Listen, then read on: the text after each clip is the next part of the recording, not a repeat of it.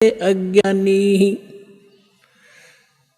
अब तो कहते हैं प्रत्यक्ष को प्रमाण की आवश्यकता नहीं पड़ती, क्योंकि दास ने परमेश्वर कबीर जी के द्वारा दी गई उस बुद्धि से, दास एक जीव बुद्धि है, और जब परमात्मा रजा बख्शते हैं यही जीव परमात्मा वाले ही ज्ञान को आगे चला सकता है, सुना सकता है और उसको समझ सकता है।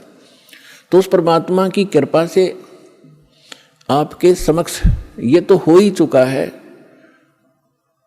कि यथार्थ ज्ञान क्या है, अध्यात्म मार्ग कैसा है, और ये भी आप खूब समझते हैं कि आज तक हमारे सदग्रंथों को हमारे ही ऋषि महर्षि गुरु ब्राह्मण आचार्य शंकराचार्य इस सिलेबस से परिचित नहीं थे, तो खाक टीचर थे वो। जीवन अपना नाश कराया, हमारे पूर्वजों का भट्ठा बैठा दिया, भूत बनवा दिए, फिर उनके श्राद्ध निकलवाने शुरू कर दिए। तो इस तरह की भ्रमणा अज्ञानता से फैलती है। तो आज तक हमारे जितने भी ऋषि महर्षि हुए हैं, इवन ब्रह्मा विष्णु महेश, इनको कोई अध्यात्म ज्ञान नहीं था। पुण्यात्माओं, परमात्मा ने 600 वर्ष पहले कहा था ये ज्ञान, लेकिन उस समय हम शिक्षित नहीं थे। हमारे धर्मगुरु केवल संस्कृत भाषा पढ़ा करते थे और सदग्रंथ भी संस्कृत भाषा में थे, जिस कारण से हम अपने भगवान को ना पहचान सके, ना अध्यात्म ज्ञान को जान सके। और इन अज्ञानी ऋषि महर्षि आचार्यों शंकराचार्यों ने परमात्मा का विरोध करके जनता को भ्रमित किया कि अशिक्षित जुलाहा धानक, ये नीच जाति का, ये क्या जाने सदग्रंथों के विषय में, क्योंकि ये संस्कृत नहीं जानता। तो उस समय नकलियों की दाल खूब गल गई। लेकिन मालिक तो मालिक ही होता है, सहनशील भी होता है। वो जो उद्देश्य लेकर चलते हैं वो बीच में भड़बड़ाते नहीं।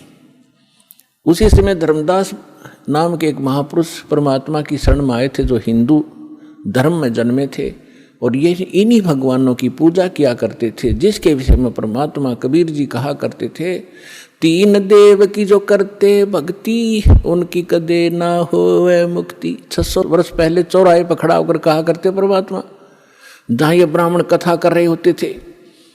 तो उस समय परमात्मा के बहुत मार पड़ा करती थी, पीटा करते थे, घसीटा करते थे। लेकिन परमात्मा सत्य है, उसके वचन सत्य हैं, उसका अस्तित्व सत्य है, वो झूठ ना कह सकता और ना ही वो झूठ होता है। तो तब धर्मदास नाम के एक महापुरुष बड़े विचलित हुए। अब जो प्रसंग चल रहा है हम उसी पर आते हैं। इस ज्ञान को बताने के लिए परमात्मा स्वयं आते हैं।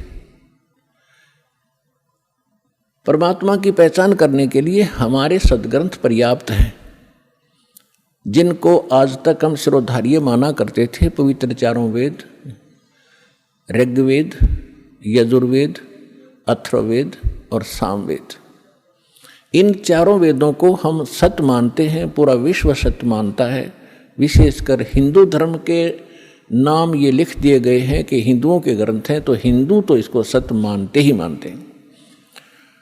दूसरे श्रीमद् भगवत गीता, वेदों से भी प्रथम स्थान आज श्रीमद् भगवत गीता जी का है, क्योंकि ये एक छोटा ग्रंथ है और चारों वेदों का निष्कर्ष है।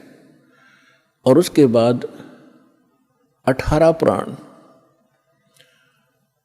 तो हमारे जो धर्मगुरु अब लगभग 2,500-3 हजार वर्ष से जो हमारे धर्मगुरु रहे हैं, उन्होंने केवल पुराणों को ही महत्व दिया और साथ में श्रीमद् भगवत गीता को भी उन्होंने समांतर सम्मान दिया है। और इन्हीं के पठन पाठन से